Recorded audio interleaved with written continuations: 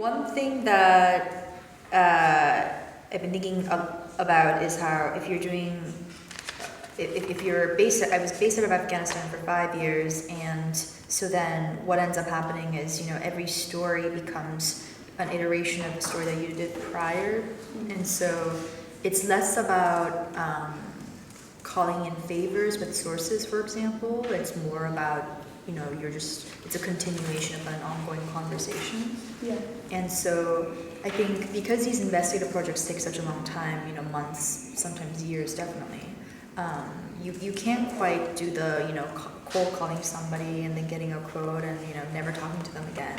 I think what helped with that story was that it happened, I think, in my 3rd or 4th year of living in Afghanistan. And so by then I really just, because it's also a small town, I knew everybody.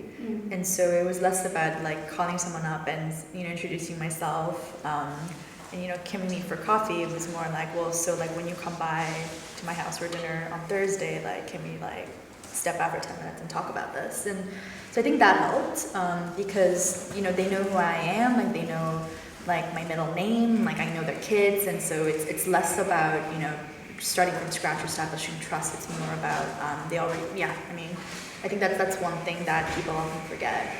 So it takes basically time to establish the contacts and trust and working in the environment. Yeah, I live in New York now, and my roommate she just cannot comprehend why is it that I am, most evenings I'm out and I'm out with sources. Like she's a writer as well, but not an investigative reporter. And it's just about building relationships. And so I think when it comes to like national security reporting, that comes in handy. And then of course, when it comes to speaking with victims or people who are not in positions of power, I do think that it's quite flawed the way we think about guide journalistic ethics. We often talk about, holding powers accountable, and, all these rules around being on record, off the record, speaking on background. But a lot of those rules, I think, really only apply to people who already have power.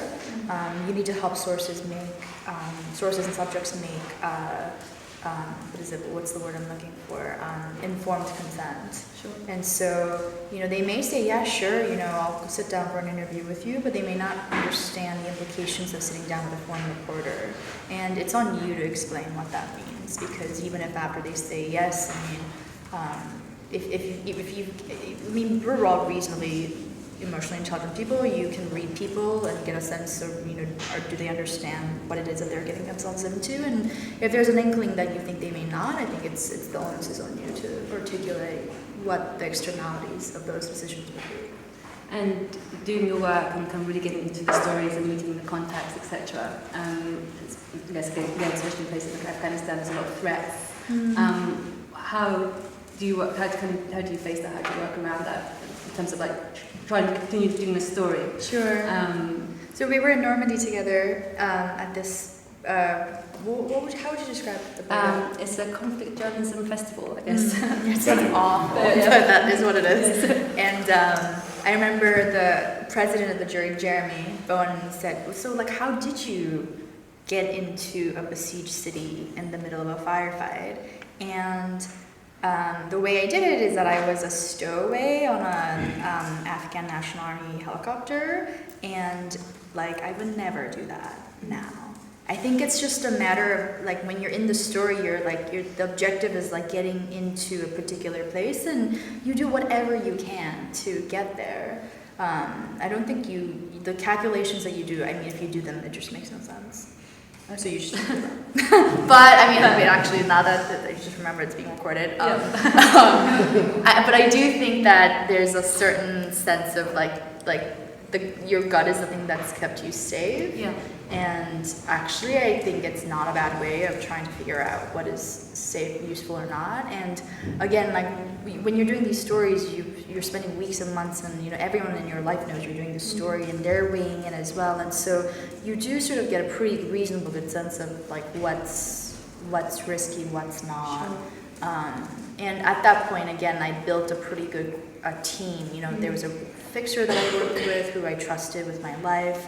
I had a driver, and then we in turn hired a local guy who knew Kunduz very well, which is where the hospital bombing happened.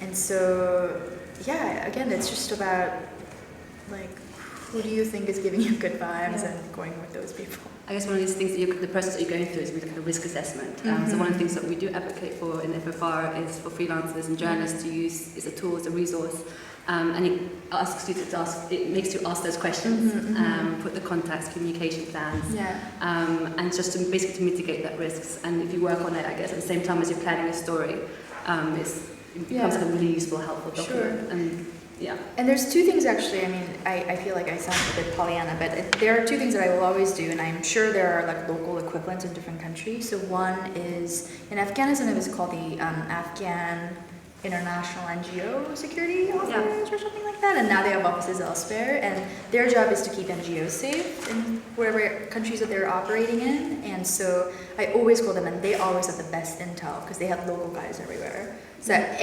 before traveling on any road, I would call to say, like, what's the deal this morning? And they would have up-to-date information on what had happened like a couple hours prior. So I always did that. And what's the Afghanistan? ENSO is the acronym. But I think that they actually changed it to INSO, so now they're like the International NGO Office. And they have like daily news briefings and security reports. And they existed in, I think, Iraq and Gaza and some other places as well. But I bet you most countries will have a local equivalent, is what I'm trying to say. And then the other thing that I always did was the New York Times has an in-house security officer, and I mean, he's not, that's like, it's not his job to like keep you safe, obviously. But I live next door to him, so then before I went anywhere, I would say like, hey Charlie, like, what do you think? And he would give me his expert advice.